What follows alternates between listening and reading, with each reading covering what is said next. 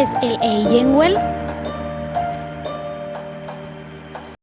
En general, es la capacidad del hombre de cuestionarse, de reflexionar sobre sí mismo. En este mundo se da la significación y la orientación a la experiencia, lo cual implica captar el sentido del amor, la creatividad, el arte y realizar actividades altamente constructivas. El Eigenwell trata de la autoconciencia del mundo propio, autopercepción, autoconciencia y autorrealización. Es decir, aquí vemos el mundo en su verdadera dimensión. Descubrimos que somos parte de otros mundos. Por ello, la construcción del Eigenwell es influida e influye sobre el Unwell y Midwell. Para esto entonces necesitamos comprender las relaciones que tiene el Eigenwell con los otros mundos. El Eigenwell en relación con el Unwell hace referencia a la interpretación y comprensión que damos a nuestro mundo personal a partir de lo que experimentamos con nuestro cuerpo y lo que elegimos hacer con este. Por eso esta conexión incluye circunstancias, hábitos y elecciones particulares frente a las necesidades e instintos. Todo esto implica los siguientes elementos. Primero, los existenciarios, aquellos modos de ser y actuar en determinado tiempo y espacio del presente que expresan autenticidad y libertad propias del Eigenwell frente al determinismo biológico del Unwell. Por ejemplo, se evidencia cuando una persona, a pesar de tener sueño, decide realizar un trabajo que es importante para ella.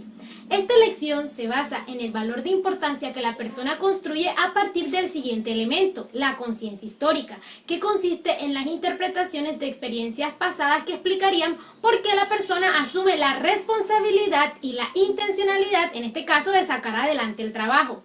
Siguiendo con el ejemplo, podríamos decir que esta persona quizá por reconocimientos y pagos anteriores incluye el trabajo como un valor fundamental de su Eigenwell. Por último, el otro elemento, la conciencia social, entendiéndose como el hecho de que no podemos dejar pasar todos nuestros instintos ante la presencia de los demás.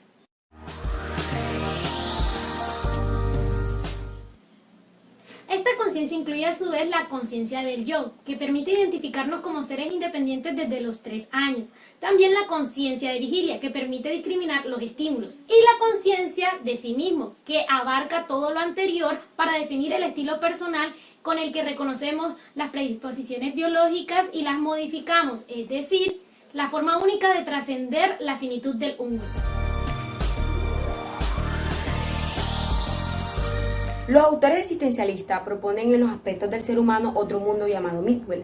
En cuanto a la relación existente entre el Eigenwell con el Midwell, se concibe al hombre como medio de una sociedad y partícipe de las relaciones interpersonales.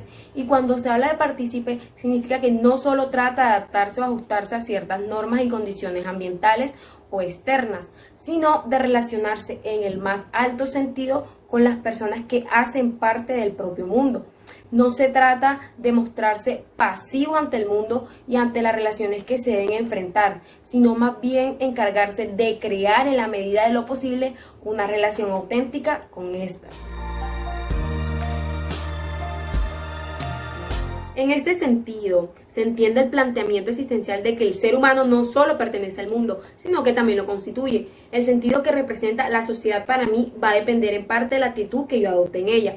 Como consecuencia de esto, pues el término apropiado para describir la interacción interpersonal es el de relación, ya que implica una atención recíproca en el que ambas personas se abren al otro y por consiguiente, pues ambas tienen la posibilidad de cambiar al encontrarse para sí mismo o pues para los demás.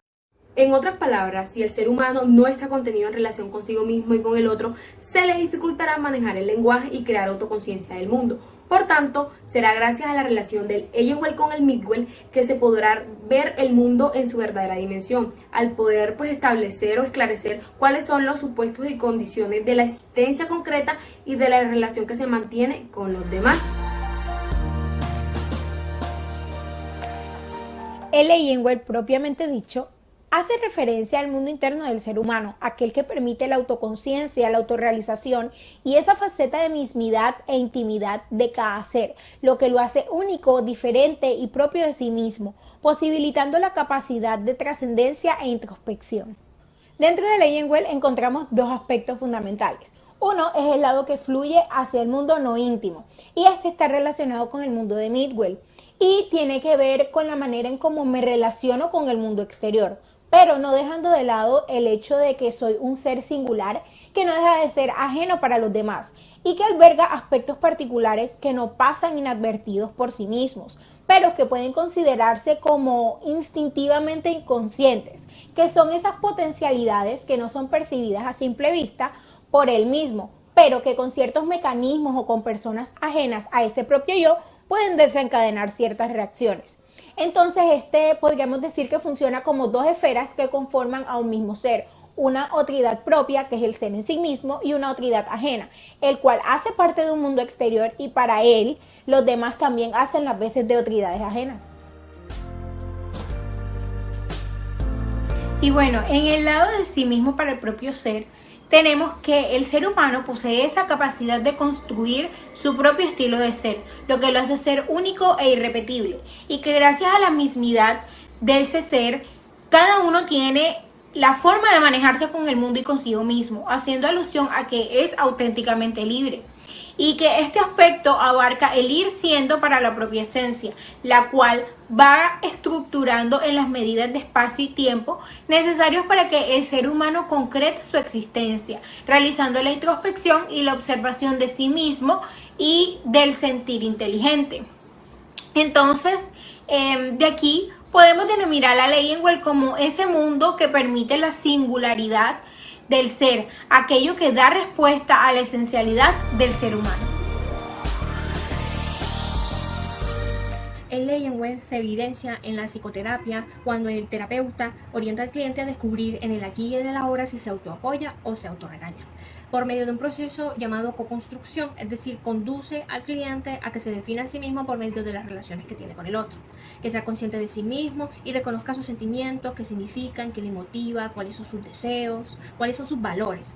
Para esto, al inicio del proceso psicoterapéutico, el cliente debe hablar sobre sí mismo, es decir, sobre cómo experimenta la existencia, y así el terapeuta pueda comprender la perspectiva que tiene el cliente sobre el mundo.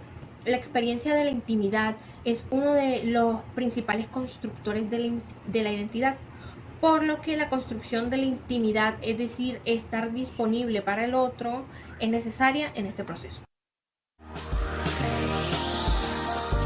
El terapeuta actúa como espejo del otro, acompañando incondicionalmente al cliente para que entienda entonces cómo se relaciona con los otros mundos. Por ejemplo, al hacer algo que va en contra de lo que yo valoro, no me relaciono bien con los demás y siento la ansiedad que se somatiza en mi estómago.